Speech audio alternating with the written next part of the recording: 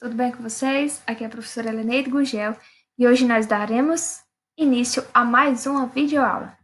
No assunto de hoje, nós vamos falar sobre a genética. Particularmente sou apaixonada por esse ramo da biologia. E aí, a genética a gente já consegue ver o quanto que a genética ela vem contribuindo para a humanidade. Desde a elucidação de crimes, a testes de paternidade, a sequenciamento de genomas, que são importantes, por exemplo, no sequenciamento de genoma do coronavírus, para que a partir dele possa ser criada uma vacina, tá certo? Então, a genética ela tem inúmeras aplicações e é o ramo da biologia que estuda a herança ou a transmissão de características que acontece de uma geração para outra, certo? E aí, o pai da genética é esse carinha aqui, Gregor Mendel, que no século XIX ele fez vários experimentos com ervilhas que ajudaram a desvendar, né, as leis fundamentais da herança genética. Gregor Mendel era um monge e ele morava no mosteiro que tinha um enorme jardim e ele usava esse jardim para cultivar as suas ervilhas e realizar experimentos. E a grande sacada de Mendel foi justamente o material que ele escolheu, que no caso foi as ervilhas. Por que ele teve a sacada grande? Por que ele teve uma escolha genial utilizando as ervilhas? Simplesmente porque as ervilhas são de fácil cultivo, ele conseguia, não tinha muitos problemas para o cultivo. Tem um ciclo de vida curto, isso permite, por exemplo, eu obter gerações de forma rápida, obter um número de descendentes no curto período de tempo, já que nasce, cresce e se reproduz no curto espaço de tempo. As ervilhas também apresentavam características contrastantes, ou seja, características que eram facilmente distinguíveis, certa a cor, ou era branca ou era púrpura. Então não tem como você misturar. Você consegue, olhando, distinguir exatamente o que é púrpura e o que é branco. As flores elas também eram hermafroditas, ou seja, possuíam tanto a parte feminina como a parte masculina em um único indivíduo, em uma única planta. E, por isso, né, eram facilmente autofecundadas. E aí também, quando ele queria evitar que acontecesse essa autofecundação e realizar o que a gente chama de fecundação cruzada, que é quando eu pego, por exemplo, o grão de pólen de uma flor e levo de forma artificial. A cruzada pode acontecer de forma natural, tá certo? Pelas abelhas, elas já são bem especialistas em realizar isso. Mas no caso das ervilhas, a maioria se autopoliniza, porque tem a parte feminina e masculina na mesma flor. No caso, para que Mendel ele realizasse as fecundações cruzadas, utilizando indivíduos diferentes, flores de indivíduos diferentes, ele manipulava, né, a flor, as estruturas reprodutoras da flor da ervilha, elas são protegidas, certo? E ele retirava, no caso, os estames de uma flor, dessa flor, para que ela evitar que ela se autopolinizasse, e pegava o grão de pólen que estava na flor que ele desejava cruzar com essa flor roxa e levava, utilizando um pincel, a ponta do dedo, mas o pincel fica mais organizado, digamos assim, certo? E aí, ao fazer isso, ele estava, né, realizando a polinização cruzada, porque era de indivíduos diferentes, de forma artificial, que era fácil de se realizar, era uma técnica bastante simples. E aí, o grão de pólen dessa flor polinizava a osfera dessa flor aqui e originava-se sementes, né? Sementes que iriam ser plantadas e formar, por exemplo, a geração dessas plantas aqui. Aqui seria a geração parental e aqui seria a geração F1, que a gente vai ver o que é agora. Tá certo. E aí, só para vocês verem as 7 características que Mendel estudou das ervilhas, que era forma, podia ser lisa ou rugosa, tá certo? A cor dos cotilédonos, que poderia ser amarela ou verde. A cor da flor, que podia ser branca ou roxa. A vagem, que podia ter o formato, a forma inflada ou sulcada. Inflada é aquela como se fosse um balãozinho cheio de ar. E sulcada é aquela que tem umas ondinhas, tá certo? A cor que podia da vagem, que podia ser tanto amarela como verde. A posição da floração, se era axial ou se era terminal, axial na axila e terminal no ápice, digamos assim. E a altura da planta, se era uma planta alta ou se era uma planta, ele chamava de anão, estatura baixa. Então, outra grande sacada de Mendel, além das 7 características contrastantes, foi estudar uma característica de cada vez. Então, ele cruzava linhagens puras, eu vou explicar daqui a pouco o que que tinham a textura lisa e rugosa e anotava, tá certo? Depois estudava outra linhagem pura, que só definia quanto à cor dos cotilédones. As plantas elas tinham todas as outras características iguais, só definiam quanto à cor dos cotilédonos. Então, que podiam ser amarelos ou verdes. Então, ele realizava o cruzamento dessas ervilhas que só tinham essa única característica diferente e anotava os resultados. Realizava o cruzamento com com plantas que tinham apenas a característica de diferente cor da flor e anotava. Então, era uma característica que estudava de cada vez. Isso evitava confusões futuras, tá certo? E aí ele chamou linhagem pura, certo? Aquela linhagem que, ao se autofecundar, por exemplo, se eu cruzasse indivíduos que tinham a flor branca e, durante a geração F1, que é os filhos dessa geração, eu obtivesse somente plantas com flores da cor branca, então, aqueles genótipos que ele utilizou para o cruzamento, pai e a mãe, digamos assim, que é a geração P que a gente vai ver, seriam gerações puras, certo? Então, ele sempre usava linhagens puras, que são, que a gente vai ver mais na frente, linhagens onde eu vou ter os mesmos gametas, tá certo? E a gente vai ver mais na frente por que isso acontece. Porque durante a produção dos filhos, eu só vou ter indivíduos iguais aos pais. Isso quando eu uso linhagens puras. E aí ele chamou a geração P, que é a geração parental, os pais, os indivíduos, os genitores que eu estou usando no cruzamento, são chamados de geração P. E aí, a geração que eu obtenho a partir do cruzamento desses parentais aqui, eu vou chamar de primeira geração híbrida. Híbrida é uma mistura dos genitores, ou seja, a mistura entre os alelos do pai e da mãe, certo? Que seria o equivalente aos filhos, tá certo? Geração parental seriam os pais, geração F1 seriam os filhos. Por exemplo, eu tenho a geração F1 muito linda, Giovanna e Júlia.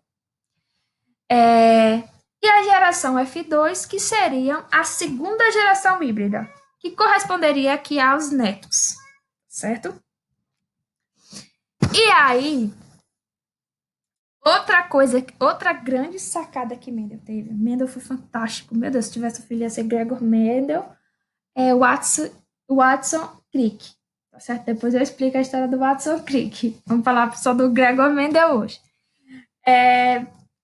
Ele aplicava, além de realizar os cruzamentos, ele anotava e ele utilizava a matemática, né? Utilizava a matemática, fazia cálculos matemáticos durante, né, a observação dos cruzamentos, tá certo? Então, ela anotava tudo. Ele unia, observava os fenômenos biológicos e aplicava a estatística, né, a probabilidade nesses fenômenos biológicos. certo? E aí Mendel também introduziu mais dois conceitos aí da genética. O conceito de dominante e o conceito de recessivo, tá certo? Então, o que seria dominante? Seria aquela característica que vai aparecer na geração F1, ou seja, se eu realizo um cruzamento com linhagens puras, cruzamento de ervilhas de cor amarela com cor verde, e o genótipo amarelo seria o pai, digamos assim, o genótipo verde seria a mãe. E na geração F1, que seriam os filhos, eu só obtenho genótipos amarelos. Isso quer dizer o quê? Que a cor amarela, ela é dominante em relação à recessiva. Ou seja, somente vai aparecer a cor amarela na geração F1. Tá certo? Por quê? Porque o amarelo domina sobre o verde. Tá certo? Já a característica recessiva, ela some, só nasce amarelo. Então, é porque o verde some. Não, não é isso.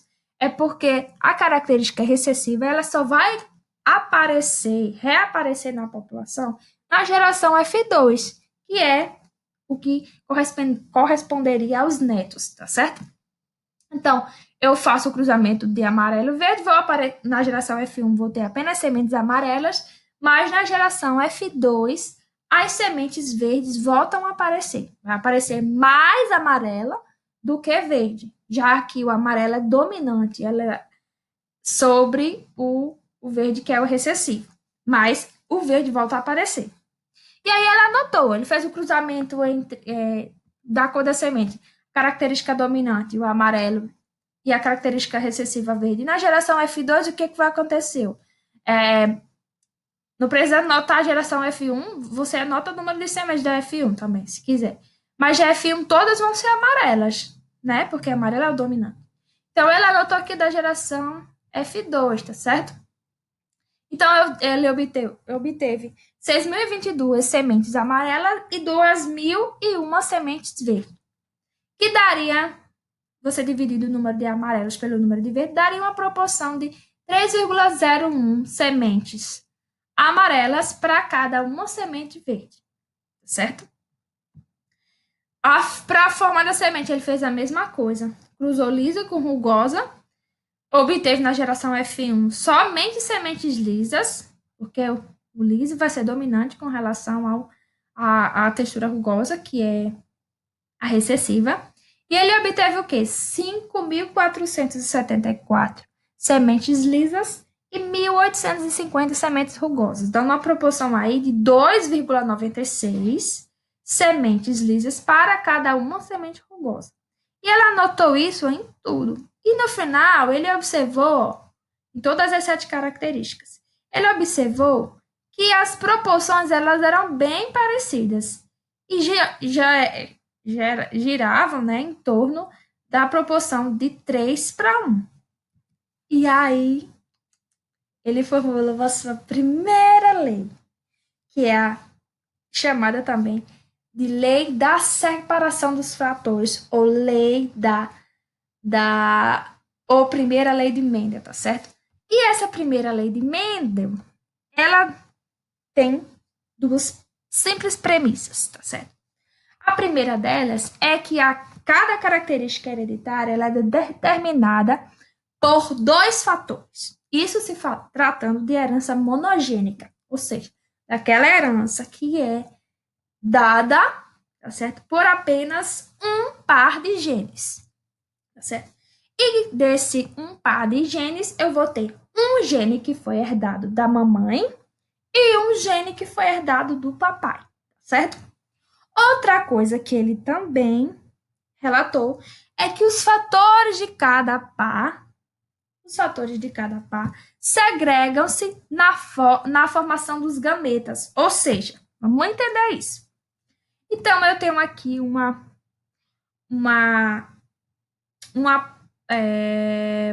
planta, tá certo? Uma planta mãe que é uma planta híbrida, seria um indivíduo azinho, que vai ser cruzada com outra planta híbrida, que também vai ser azão e azinho, tá certo?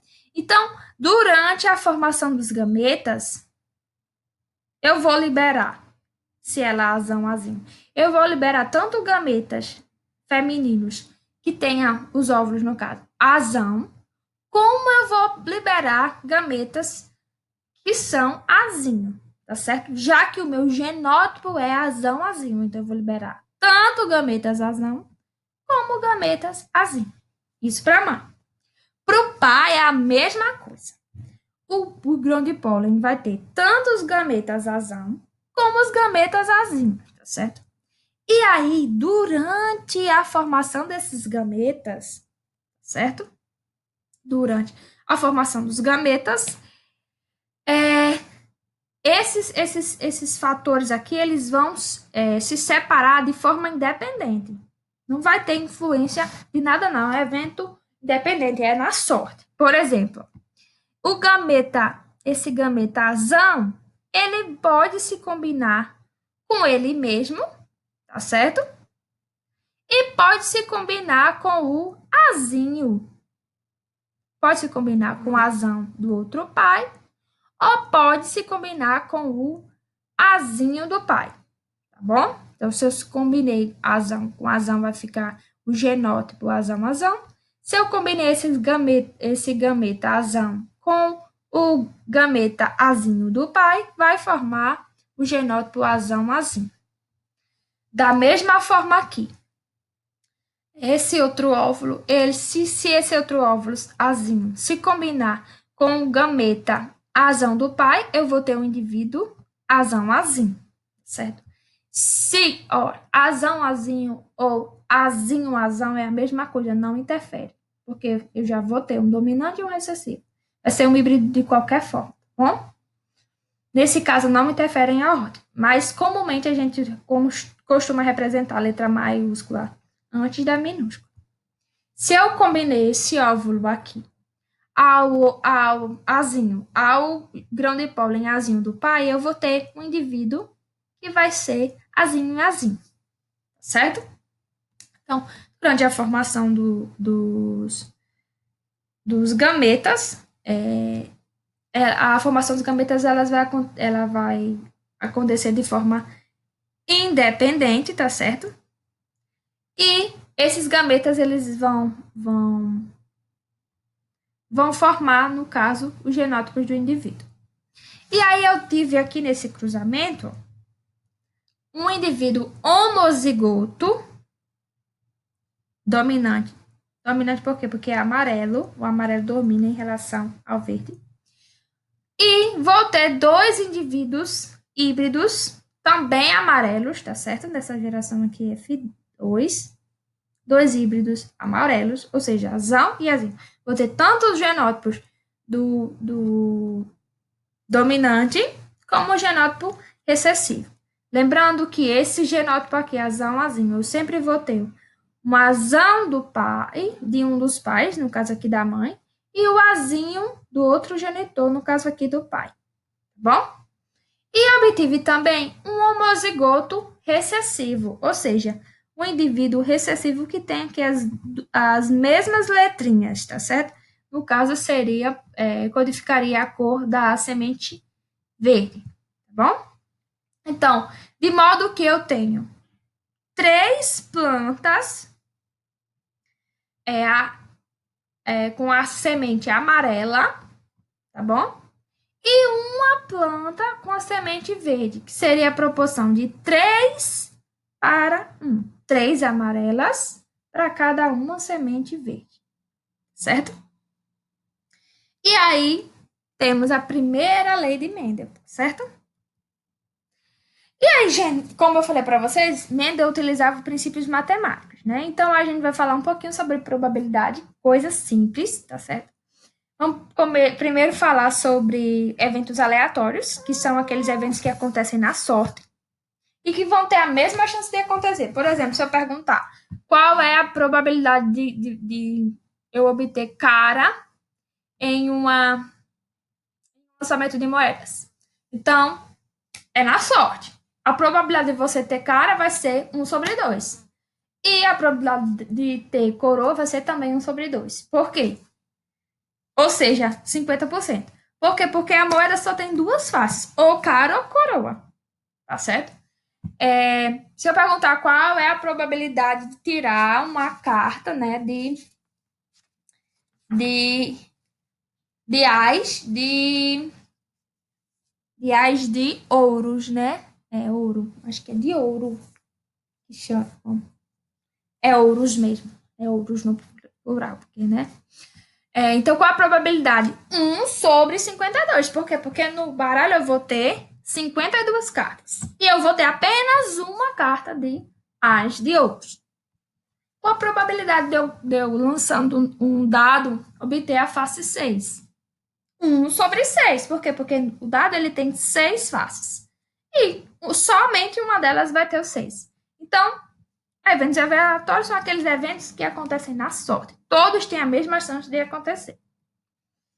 E aí a gente vai ver também o conceito de eventos independentes, que são aqueles que, quando ocorrem, não afetam a probabilidade de outro evento acontecer, tá certo?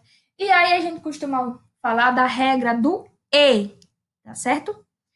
E quando eu falo, por exemplo, qual a probabilidade de uma criança nascer do sexo, a primeira filha de um casal ser do sexo feminino e a segunda filha também ser do sexo feminino? Qual a probabilidade de eu ter dois nascimentos? Um do sexo feminino e outro também do sexo feminino. Tá certo? Então, para isso, eu vou multiplicar as probabilidades. Primeiro, qual é a probabilidade de nascer uma criança do sexo feminino? 1/2, certo? E a outra criança também nascer com sexo feminino. Qual é a probabilidade de uma criança nascer com sexo feminino? 1/2. Então, eu vou multiplicar as probabilidades, que no caso seria 1/4, tá certo? 1 vezes 1, 2 vezes 2, 4. Então, quando eu falo de eventos independentes, ou seja, um evento não tem nada, não impede, não tem nenhuma influência sobre o outro evento, a gente multiplica as probabilidades. Por exemplo, qual seria a probabilidade de ter uma terceira filha de sexo feminino? A mesma coisa, eu ia multiplicar 1/2 vezes 1/2 vezes 1/2, que daria 1/2 vezes 2, 4, 4 vezes 2, 8. 1/8, tá certo?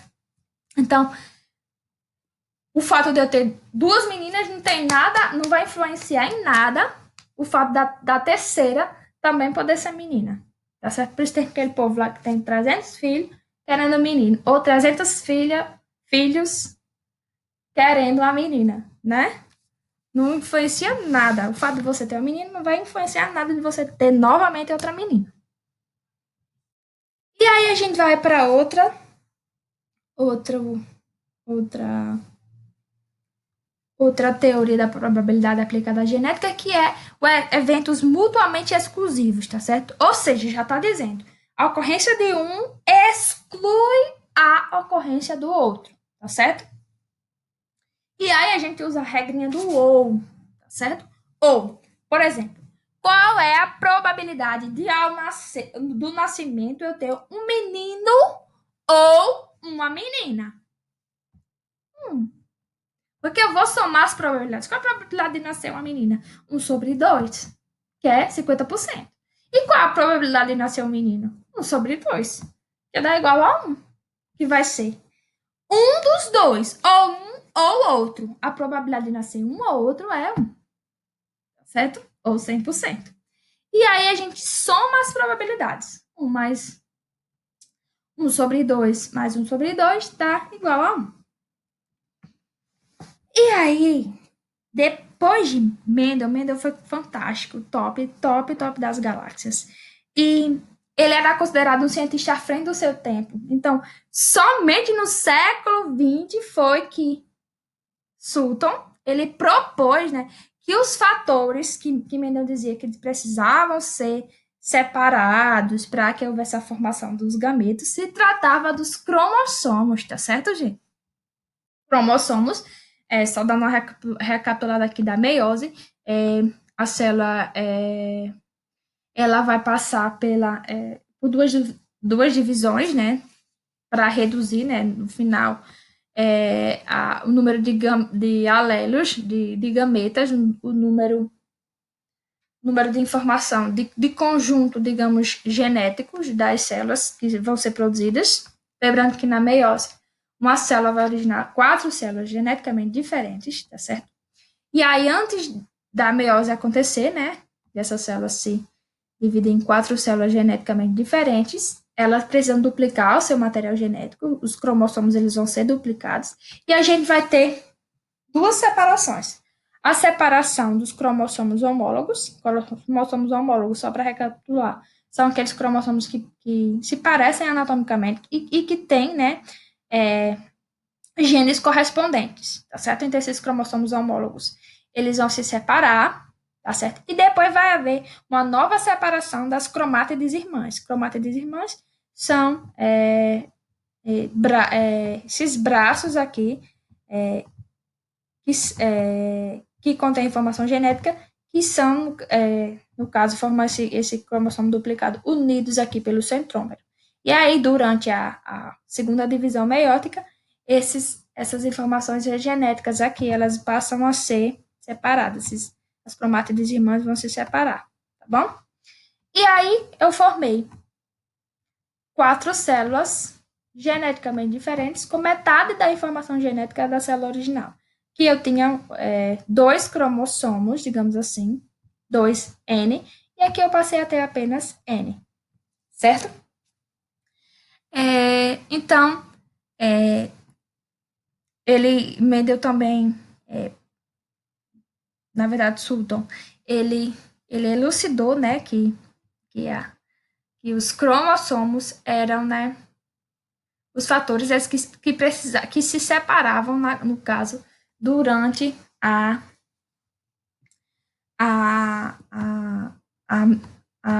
combinação dos cromossomos precisavam se separar para que houvesse a formação dos gametas, digamos assim, que são essas células aqui. Vão se reunir e restabelecer o número de cromossomos da espécie, ok? Durante a fecundação.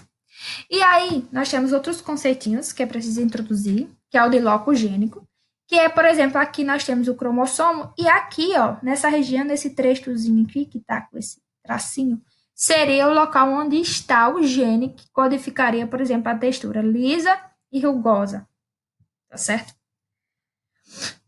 Lisa ou rugosa. E aí, esse local aqui onde está o gene é chamado de loco gênico, tá certo? E o que seria gene mesmo? Gene, na verdade, é a região do DNA, né, que será utilizada para a síntese de uma proteína. Só para recapitular. Aí ele também introduziu aí o conceito de alelos, que são as várias formas de um gene. Por exemplo, o gene aqui poderia ter o alelo L, que conferiria a textura da semente lisa, ou o alelo R, que daria, né, a textura da semente rugosa. Então, os alelos são as várias formas que um gene pode se apresentar. São as várias versões de um gene.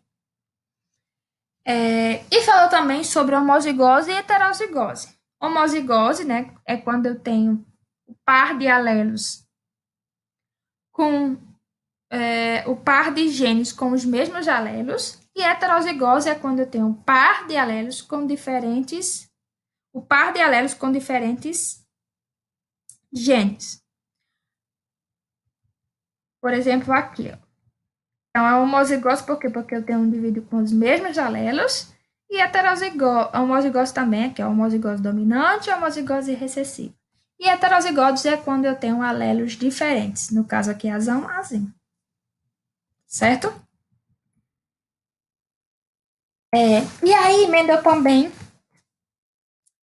introduziu o conceito de genótipo e fenótipo. Vamos lá. Genótipo nada mais são que os alelos do indivíduo, né? Os genes que esse indivíduo carrega. Tá certo? E fenótipo é aquela característica que você costuma observar, tá certo?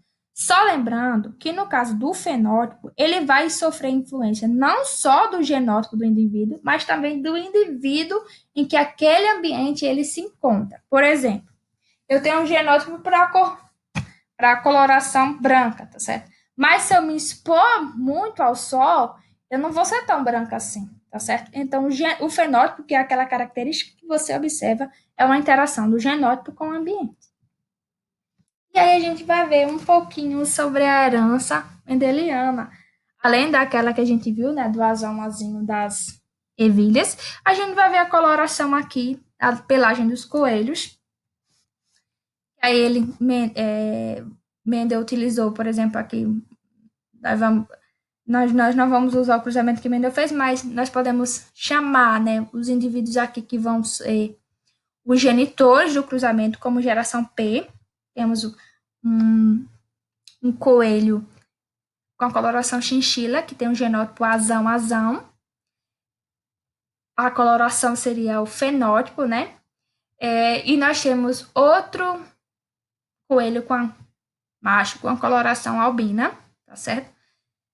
Que é também uma linhagem pura, também tem os mesmos alelos, tá certo? Então, estão em homozigose e são características contrastantes, né? Dá para distinguir o chinchila do amarelo. Esse chinchila também é uma linhagem pura, tem os mesmos alelos, azão, tá certo?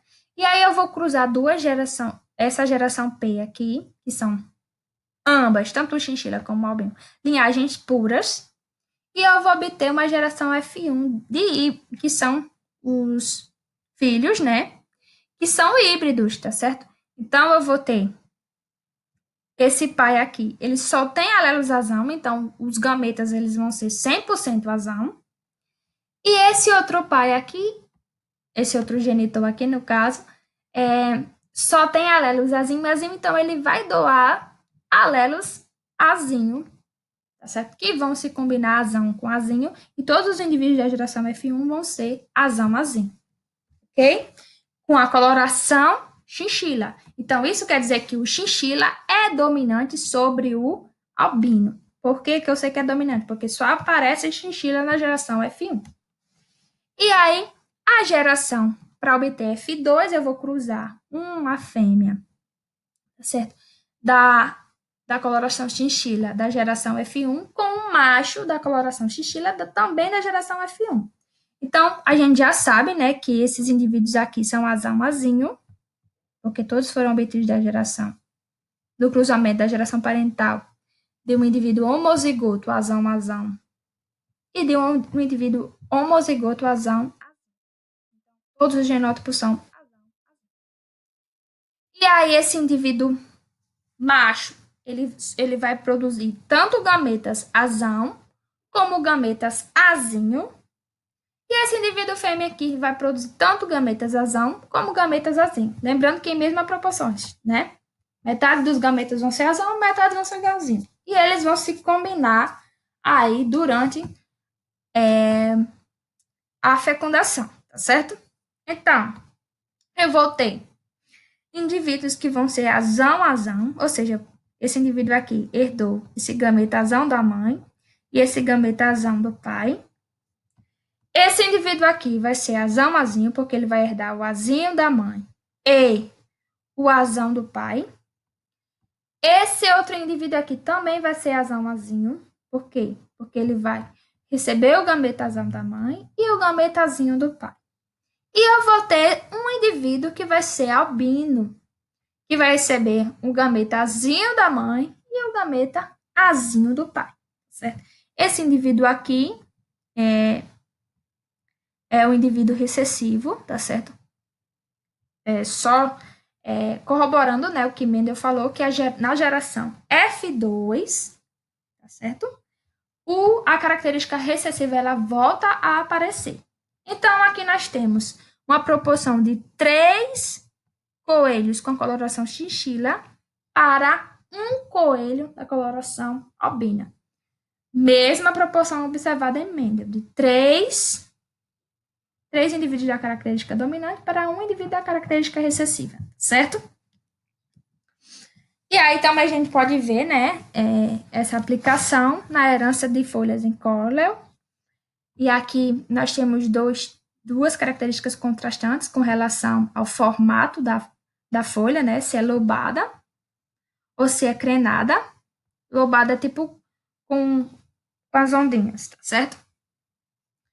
E aí, a lobada, o genótipo, ele vai ser Czão, Czão, e na crenada Czinho, Czinho. E aí, durante a fecundação, esse pai aqui que só tem Czão, Czão, ele vai doar Czão, e esse outro genitor aqui que só tem Czinho vai doar o Czinho. De forma que a geração F1 vai ser só de folhas lobadas, e o genótipo vai ser Czão, Czinho. Essa geração F1 aqui vai se cruzar com ela mesma, ou seja, eu vou pegar uma planta feminina, feminina Czão, Czinho, e uma planta masculina Czão, Czinho, tá certo? Obtidas na geração F1, e vou realizar o cruzamento, tá certo? E vou ter um indivíduo Czão, Czão, Czão da mãe, Czão do pai, outro indivíduo Czão, Czinho, um Czão do pai e um Czinho da mãe. Outro indivíduo Czão, Czinho, Czinho do pai e Czão da mãe.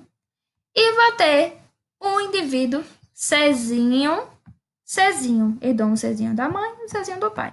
Esse indivíduo aqui, ele reforça, né, a teoria de que a característica recessiva volta a aparecer na geração F2, que aqui é a presença da folha crenada. E aí eu vou ter a proporção fenotípica, ou seja, da característica observada, de 3 folhas lobadas para cada uma semente crenada. Proporção da primeira lei de Mendel. E aí, na genética, a gente costuma representar esses cruzamentos, representar a população através dos heredogramas. Certo? Por exemplo, quando eu tenho um círculo no heredograma, heredograma é muito bom para responder questões e cai muito em Enem, tá certo? Quando eu tenho um círculo, quer dizer que é uma mulher. Quando eu tenho um quadrado, quer dizer que é um homem. Quando esse círculo ele está branquinho, esses indivíduos não são afetados. Quando ele está escuro, quer dizer que a pessoa está afetada, ou seja, vai ter a dada doença, vai ter uma anomalia genética X, que eles explicam na questão. Quando eu tenho o círculo ou um quadrado, metade branco, metade preto, quer dizer que esses indivíduos aqui eles estão em heterozigose. Ou seja, tanto eles podem ser, no caso, portadores de uma determinada doença. Portador é um indivíduo que tem a característica genética, mas que não apresenta os sintomas da doença, digamos assim. Quando eu tenho círculo, quadrado, losango cortados, assim, quer dizer que os indivíduos são mortos. Quando eu tenho um losango, quer dizer que o sexo não foi revelado, tá certo? Não tem informação do sexo do indivíduo. Só o losango, sem esse cortinho. Quando eu tenho a bolinha, o círculo, ligado para o quadrado, significa casamento. Quando eu tenho 2 linhas, significa que foi um casamento consanguíneo, ou seja, entre parentes, certo? E aí, quando eu tenho embaixo aqui,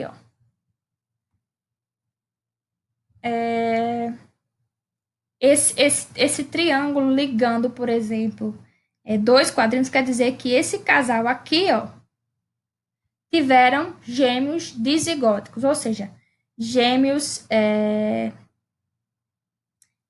que são chamados aqueles de gêmeos companheiros, que são obtidos de 2 placentas, de 2 óvulos, 2 espermatozoides diferentes.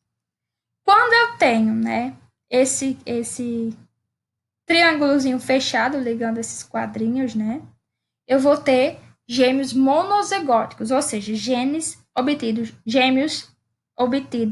de mesmo óvulo e mesmo espermatozoide. São aqueles gêmeos idênticos, univitelinos.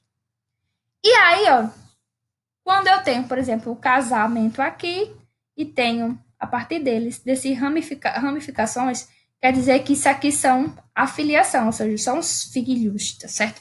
E através do heredograma, se eu sei o genótipo dos pais, eu posso saber o genótipo dos filhos. Se eu sei o genótipo dos filhos, eu posso saber os genótipos dos pais. Então, é muito fácil uma questão quando tem heredograma de ser respondida. É bem mais fácil, certo? E aí, outra coisa que é muito fantástica, que ajuda-nos a estudar genética, é o quadrado de Punnett, certo? Esse quadrado de Punnett, ele vai fazer vocês nunca errarem um cruzamento, certo?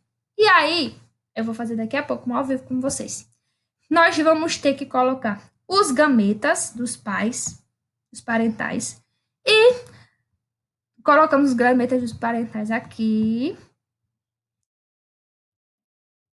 e aqui, e aqui dentro desse quadrado nós temos as combinações dos alelos. Ou seja, vamos lá. Indivíduo aqui masculino, vamos dizer, é o genótipo azão, azão, e o indivíduo feminino azão, azinho. Então, eu vou combinar, ó. O que é que tem aqui para acrescentar nessa coluna? Azão. Então, eu coloco o azão aqui e coloco o outro azão aqui. O que é que tem para acrescentar aqui nessa linha? Nessa linha, azão também. Então, eu coloco um azão aqui, aí fica esse genótipo aqui, azão, azão, e o outro azão eu coloco aqui. Coloquei a coluna aqui também, ó, o azinho e o outro azinho. Então, esse genótipo aqui é azão, azinho. Esse outro genótipo aqui, ó, azão, azão, tá errado. Isso aqui deveria ser outro azão, tá certo? Um azão da mãe, um azão do pai. Tá errado, aqui é um azão, viu? Azão, azão. E, por fim, nós teríamos, no caso, azão, azinho e azão, que também tá errado. Seria azinho, azão e azinho, tá certo? Então, a combinação de alelos estaria aqui dentro desse quadrado. Da mesma forma que aqui parece-me estar certo. Deixa eu ver. Bezão, bezão. Tá, aqui tá certo. Vamos lá. Então, o genótipo da mãe e o genótipo do pai, ó. Isso aqui simboliza a mãe, esse símbolo aqui simboliza pai, masculino, ou feminino, masculino. Então, o genótipo do pai, bezinho, bezinho. Então, eu vou escrever tudo, somente os bezinhos aqui na linha. Nessa linha. Essa linha não só tem bezinho para adicionar, então eu vou botar só bezinho, bezinho, bezinho. Coloquei. Essa outra linha também, bezinho, bezinho. E aqui nessa coluna, eu vou colocar só bezão. Bezão e bezão. Então, eu vou ter genótipo bezão, bezinho, bezão, bezinho. Bezão da mãe e bezinho do pai. Da mesma forma aqui, ó. Eu vou ter o bezinho da mãe, bezinho, bezinho, e o bezinho do pai. Bezinho, bezinho, bezinho, bezinho. Então, tá lá no capítulo de hoje, né? A lei da herança genética tá lá no capítulo 1. A gente não viu todo o capítulo, vamos só até a página 24, devido ao fluxo, né, de informação que é muito grande desse capítulo. E aí, vamos fazer aqui um cruzamento, quadrado de Punnett, certo? Então, você vai fazer algo parecido com o jogo da velha, tá bom? E aqui a gente vai colocar, vamos colocar aqui, o genótipo do pai e o genótipo da mãe. Não influencia a ordem. Você pode botar da mãe aqui, do pai aqui e vice-versa. O genótipo do pai aqui a gente seria, vamos colocar azão, azinho. E o genótipo da mãe, vamos botar de outra cor, vermelho. Seria azão, azinho. Tá bom? Vamos lá. Então, o que é que eu tenho para escrever aqui nessa linha? O genótipo da mãe. Eu vou ter azão e vou ter azão também. Não é isso? Essa linha envolve essas duas colunas aqui. Então, azão e azão. Nessa outra linha, o que é que eu tenho para adicionar? Vamos lá. Azinho. Vou colocar aqui porque a ordem não influencia. E aqui eu também tenho azinho, ok? Agora vamos para o papai. O que é que eu tenho para acrescentar do papai aqui nessa coluna? Azão. Eu vou colocar azão. Azão. O que é que eu tenho para acrescentar do papai aqui nessa coluna? Azinho. Azinho. Vocês fazendo isso, não tem como errar. Coloca os genitores e faz primeiro de um, os alelos de um na linha, depois os alelos do outro na linha, depois os alelos de um na coluna e os alelos do outro na outra coluna, tá certo? Então, aqui eu vou ter, por exemplo, genótipos, né? Um genótipo homozigoto, azão, dois genótipos, um azão, né? Dois genótipos, azinho, e um genótipo, azinho. Tá certo? Esses três aqui vão ter a característica dominante, certo? Três dominantes. E esse único um aqui terá a característica recessiva. Então, obedece àquela proporção fenotípica, ou seja, das características que a gente observa, a primeira lei de Mendel, que é a proporção de 3 para 1. Certo? E assim nós finalizamos nossa aula. Então, um forte abraço, fique com Deus e até a próxima.